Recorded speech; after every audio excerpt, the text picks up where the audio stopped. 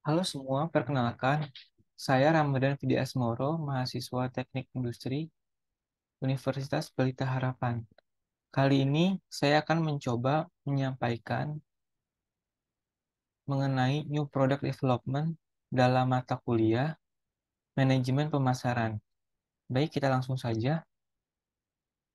Pengertian New Product Development menurut Kotler adalah NPD merupakan pengembangan dari produk yang asli, perbaikan produk, modifikasi produk, dan merek-merek baru yang dihasilkan oleh divisi Research and Development yang ada dalam suatu perusahaan. Beberapa alasan pengembangan produk atau produk itu harus dikembangkan, saya akan membaginya ke dalam 3 item. Item yang pertama, karena munculnya teknologi baru. Teknologi baru mengharuskan suatu produk untuk dikembangkan. Karena jika produk tersebut tidak dikembangkan dan tidak mengikuti teknologi terbaru, maka produk tersebut akan ketinggalan zaman. Para konsumen pun akan meninggalkan produk tersebut jika produk tersebut tidak mengikuti teknologi-teknologi terbaru. Item yang kedua adalah persaingan pasar yang kompetitif. Pasar yang kompetitif mengharuskan suatu produk harus dikembangkan. Karena jika kompetitor memiliki produk yang lebih baik dari produk yang kita miliki, maka para konsumen akan mem- memilih produk kompetitor itu dan akan meninggalkan produk-produk kita. Oleh karena itu, itulah kenapa persaingan pasar yang kompetitif menjadi salah satu item alasan kenapa produk harus dikembangkan. Item yang ketiga adalah pengembangan produk untuk masuk ke segmen pasar baru. Di sini saya akan mengambil contoh Xiaomi. Di mana yang kita kenal, Xiaomi merupakan merek dari handphone. Namun di sini Xiaomi mencoba untuk masuk ke segmen pasar baru, di mana segmen pasar tersebut adalah segmen pasar televisi. Dia mencoba membuat produk terbaru, produk miliknya yaitu produk televisi untuk dipasarkan. Berikut adalah topik pembahasan yang akan saya sampaikan. Yang pertama adalah idea generation. Idea generation merupakan pengembangan produk baru yang diawali dengan mempertimbangkan ide-ide baru. Ide-ide baru ini didapatkan dari 2 sumber. Yang pertama adalah sumber internal, yang kedua adalah sumber eksternal. Sumber internal adalah di mana suatu perusahaan mencoba mengembangkan spek yang telah dimiliki dia pada produk yang telah dia ciptakan. Di sini saya mengambil contoh PT Gajah Tunggal. PT Gajah Tunggal mencoba mengembangkan ban Campiro Eco, di mana ban ini adalah ban yang ramah terhadap lingkungan. Kemudian untuk sumber eksternal, ide-ide yang suatu perusahaan dapatkan dari sumber eksternal bisa didapatkan daripada pesaingnya, di mana perusahaan tersebut dapat mencoba membeli produk pesaing, kemudian menelitinya dan meniru produk-produk pesaing tersebut. Selanjutnya adalah idea screening. Idea screening adalah menyaring ide dengan memerhatikan pencapaian kesuksesan teknis dan komersial. Hal-hal yang harus dipilih untuk dan paling layak dibuat itu adalah produk yang minim biaya, produk yang kurang risiko atau gagal produk, prospek pasar produk tersebut menjanjikan. Kemudian hal-hal yang harus dipertimbangkan adalah tujuan penciptaan produk tersebut apa sih? Lalu proses pembuatan produk tersebut bagaimana?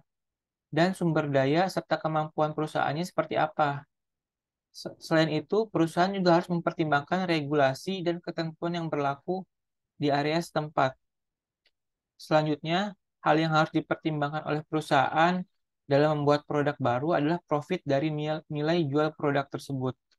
Contoh yang saya ambil adalah perusahaan Gajah Tunggal.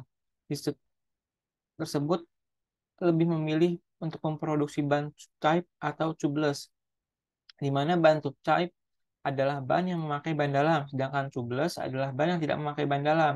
Dari kedua ban tersebut, perusahaan memilih produk mana yang paling layak untuk dibuat dengan melihat biayanya, resiko gagal produknya, serta prospek pasar yang menjanjikannya.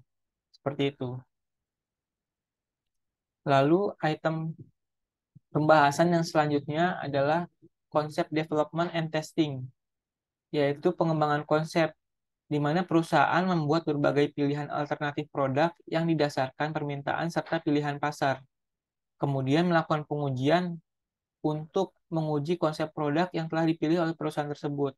Di sini saya mengambil contoh perusahaan Gajah Tunggal juga, di mana perusahaan Gajah Tunggal memproduksi ban motor dengan beberapa pilihan. Pilihan tersebut adalah ZN91, ZN62, dan ZN688. Dari konsep-konsep ban tersebut, perusahaan memberikan pilihan-pilihan terhadap konsumen untuk memilih produk yang telah perusahaan ciptakan. Kemudian selanjutnya adalah strategi pemasaran atau marketing strategi. Marketing strategi merupakan cara pertama untuk mengenalkan produk kepada segmentasi pasarnya. Kemudian memasang harga produk yang diakhiri dengan mempromosikannya.